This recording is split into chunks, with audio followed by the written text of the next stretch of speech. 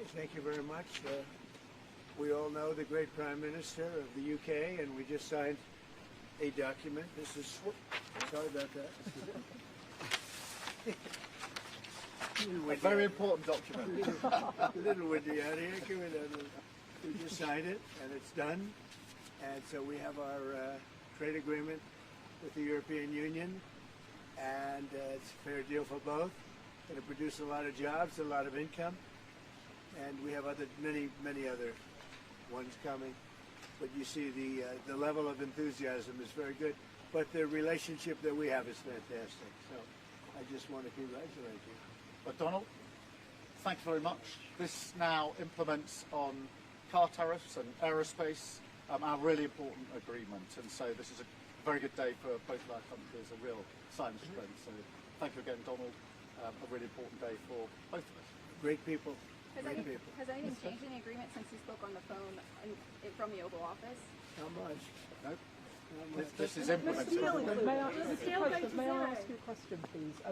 G7 leaders are calling for de-escalation in Israel and Iran, but you are the key to unlocking that. That's right. And here I am. And here you are. Yeah. So can I ask you, sir, have you spoken to Prime Minister Netanyahu?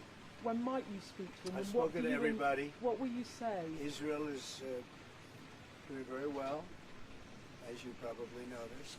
And I gave Iran 60 days, and they said no. And the 61st, you saw what happened. Day 61. So I'm in constant touch.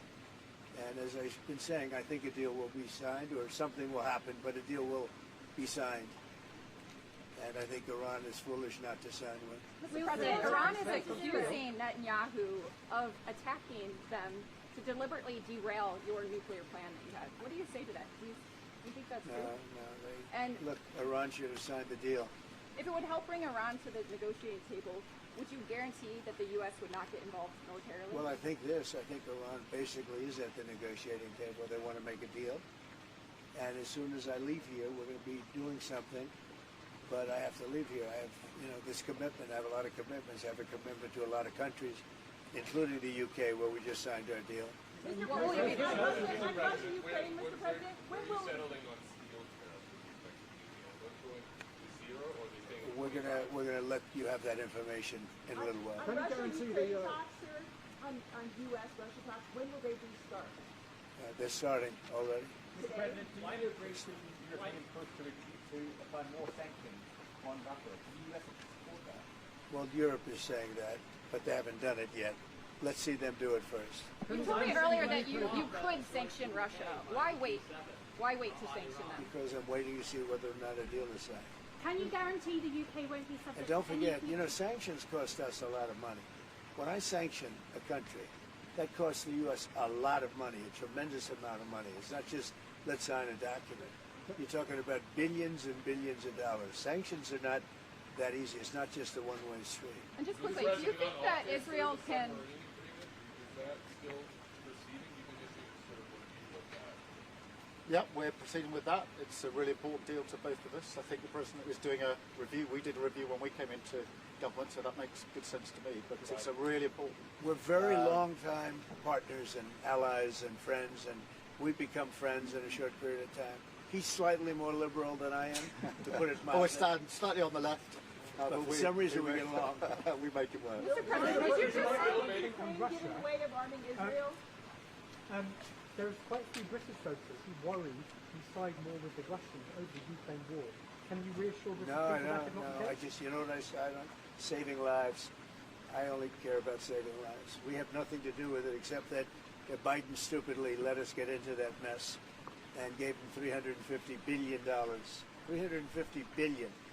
And yet, despite that, you saw how we did in the Middle East. We took in $5.1 trillion.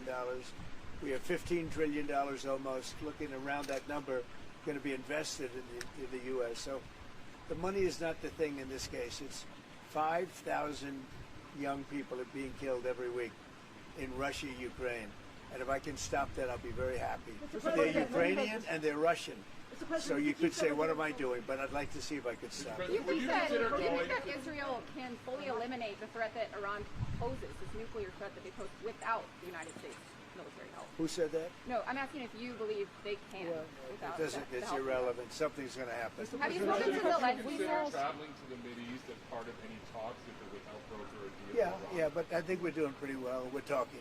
You don't think We you'll have a need thing called a telephone, so we're talking. But it's always better to talk in person. Mr. President, do you, regime change in Iran? I want to see no nuclear weapon in Iran, and we're well on our way to making sure that happens. We've had a discussion about that this morning. There's a You can in the de-escalate. G7 absolute clarity in relation to the nuclear program. We do not want to see it. Mr. President, Mr. President, do you have a response? just about future tariffs? What?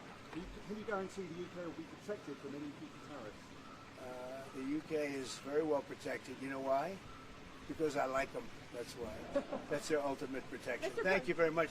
The Prime Minister's done a great job. I want to just tell that to the people of the United Kingdom.